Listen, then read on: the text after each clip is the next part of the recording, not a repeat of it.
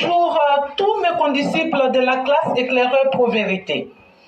Mon édito aujourd'hui a pour titre « Et si l'on faisait un petit point ?»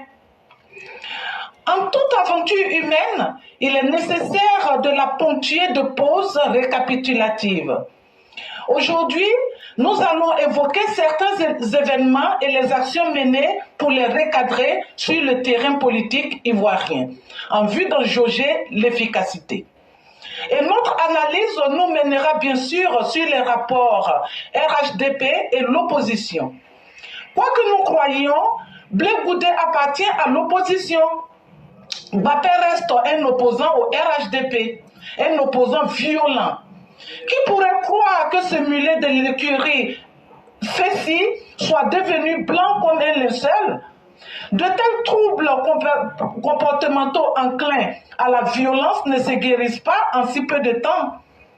Quant au PDCI, il est le théâtre en ce moment de rififi. Les PDCistes sont occupés à trouver voies et moyens pour se débarrasser du vieux bédier, tueur de jeunes générations. Jean-Luc Billon lui-même est député. Lui qui approche de la soixantaine est sommé en tant que jeune dépatienté. Que le patriarche Henri cède dans le fauteuil de chef. Or, le vieux n'entend pas céder. Quant au PPACI, le PPACI n'en est pas un reste. Lui croyait détenir le moyen ingénieux qui consiste à utiliser les voix féminines pour exprimer la théorie du scandale qui consiste à classifier les citoyens ivoiriens.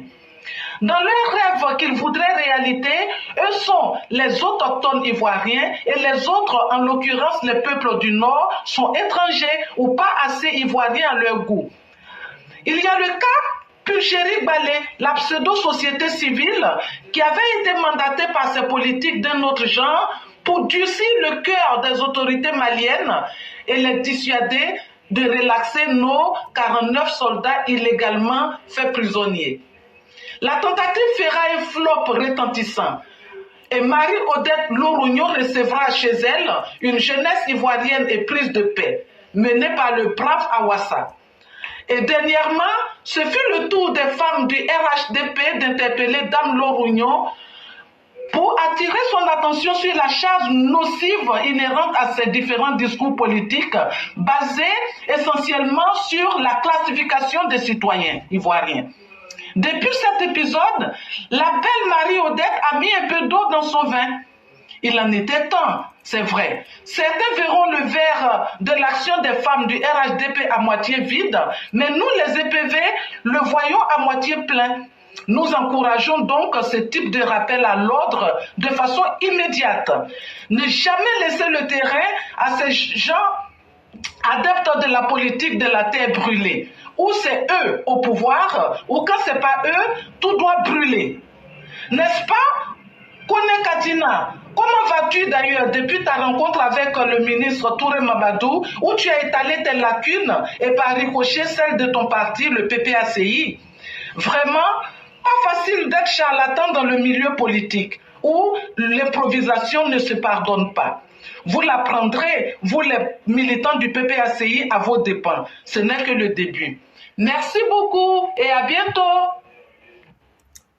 Infini remerciements à Mère Blanc pour cette production intellectuelle. Elle seule en a le secret. Et vous l'avez entendu. Que dire de plus que de dire merci infiniment. Chers Ivoiriens, vous verrez que depuis pratiquement une année, le message ne change pas. On est en train de vous avertir contre un danger imminent.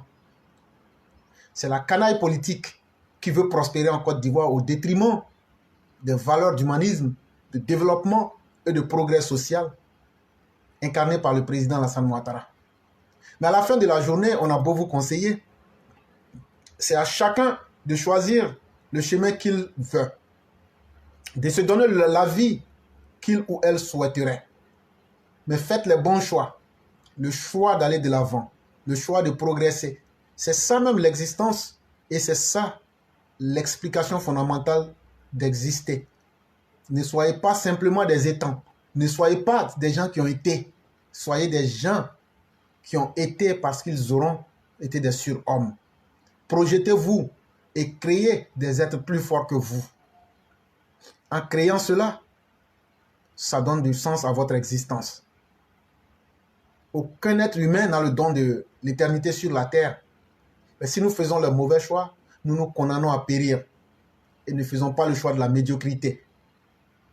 C'est à cela qu'on vous invite depuis très longtemps et on espère bien que vous le comprendriez.